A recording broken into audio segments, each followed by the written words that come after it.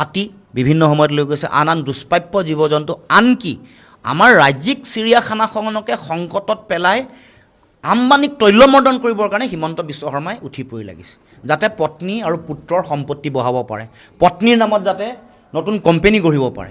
এই কামটোৰ কাৰণে নিজৰ ব্যক্তিগত স্বাৰ্থ সিদ্ধিৰ কাৰণে জাতীয় সম্পদ এনেকৈ বিক্ৰী কৰিছে, লুণ্ঠন কৰিছে হিমন্ত বিশ্ব শৰ্মাই।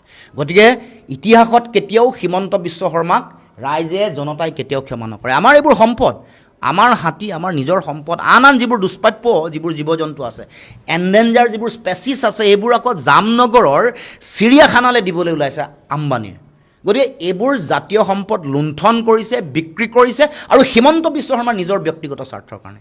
ৰিলায়েন্সৰ পৰা আমাৰ অসমৰ কোনো লাভ হোৱা নাই। কি লাভ হৈছে? কোনো ধৰণৰ তেনেকুৱা ইয়াত কোনো মানে বিনিয়োগো তেওঁলোকে কৰা নাই বিশেষ।